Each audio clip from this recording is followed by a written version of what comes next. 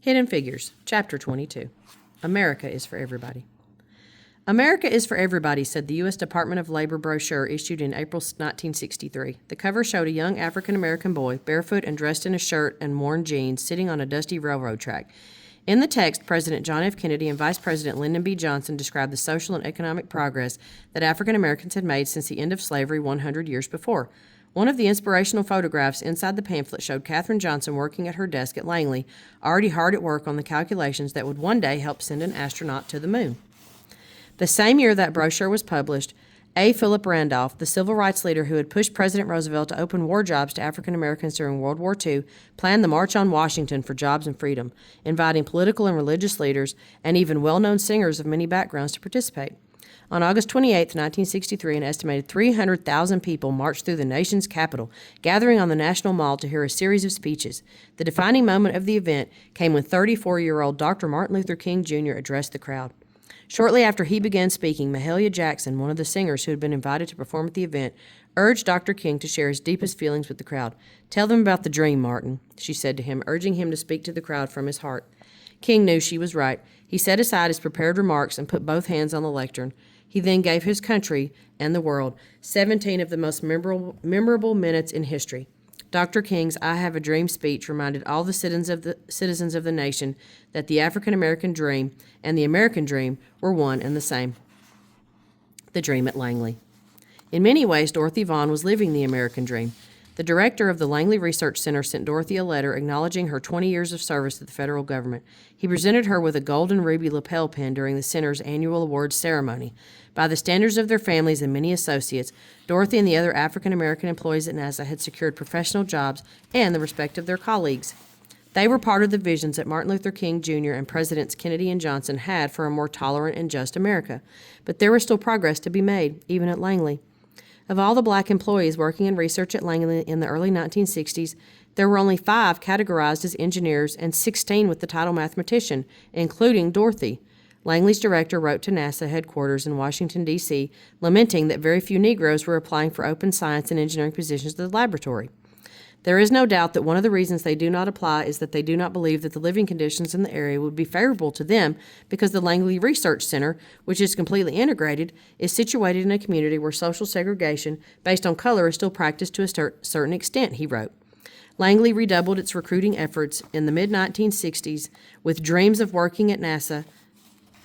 Greater numbers of African American college students found their way to the research center. The next generation. When she wasn't at work, Katherine Johnson spent a great deal of her free time at community service activities and at church. After church one Sunday in 1967, Katherine saw a new face in the crowd. She went over and introduced herself to the young woman who was there with her husband and 2 daughters. "I'm Katherine Johnson," she said. "Yes, I know," said Christine Mann Darden. "You're Joylette's mother." Katherine's daughter, Joylette, had met Christine in college at Hampton Institute. Katherine and Christine had met once before at a sorority function, though they hadn't seen one another in years. Since graduating from Hampton Institute, Christine had started working as a math teacher and had gotten married. Earlier that spring, she had completed her master's degree program at Virginia State Institute, a black college, and she had visited the school placement office during her final semester of study. "We wish you'd been here yesterday," said the placement officer. "NASA was here interviewing." The woman handed Christine an application for federal employment.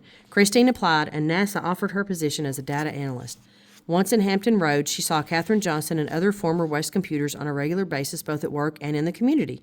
Christine had gone to school with Katherine's daughters, and she already felt a connection to her.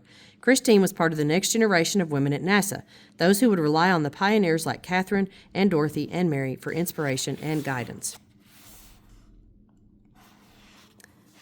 Katherine Johnson invited Christine to join the choir at church. The 2 women got to know one another outside of the office, but they never worked together.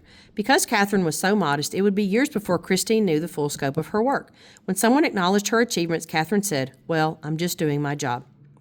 For Katherine, doing her job meant quietly sharing the joy when missions went well, as well as grieving with the others when missions failed. Like the others at NASA, Katherine was devastated in January 1967, when an electrical fire on board the Apollo 1 command module took the lives of 3 astronauts, Ed White, Roger Chaffee, and Gus Grissom. The tragic end of Apollo 1 shook NASA to its core. The astronauts had been on the ground inside the module on the launch pad in Cape Canaveral when an electrical spark caused a fire that flashed through the inside of the craft, killing all 3 men inside. The engineers redesigned the spacecraft, carefully discovering, then fixing the flaws that had caused the fire. They honored the dead by learning from the mistakes of the past and carrying on with future missions. Each experience offered important information that could be applied to future flights. In the 1960s, the Apollo program built on its successes, steadily aiming toward a landmark achievement of the space program, a manned mission to the moon. The 238,900-mile mission to the moon would take 6 days, 3 days to get there and 3 days to come back. The ambitious plan included 21 hours exploring the surface of the moon for 2 astronauts in the lunar lander, a separate vehicle that would drive across the moon while the service module circled above. The plan sounded simple, but Katherine Johnson knew better than anyone that if any aspect of the Apollo 11 mission to the moon went wrong, the astronauts could be stranded in space, never again to see their earthly home. Years later, Katherine would say that working on the math that coordinated the Orbiting Apollo Command and Service Module, CSM, one part of the spaceship that would remain parked in orbit around the moon, with the ship's lunar lander, the rowboat of a module that would take the astronauts from the CSM down to the moon's surface, was the highlight of her career at NASA. The leadership of the Space Task Group set a risk standard of 3 nines for the space missions. In other words, it required that every aspect of the program, every part, every plan, every person succeed 999 times out of 1,000. The astronauts were prepared to give their lives to the mission, but they didn't want to die because of a math error. Katherine Johnson worked long hours to make sure the astronauts stayed safe. She arrived at the office early, went home in the late afternoon to check on her girls, and sometimes came back to work in the evening, maintaining a schedule of 14 or 16-hour days. She and the engineers she worked with asked each other what-if questions. What if the computers went out? What if there was an electrical failure on board the spacecraft? What if something went wrong? They had to think ahead, anticipating and solving every problem they could think of before it happened.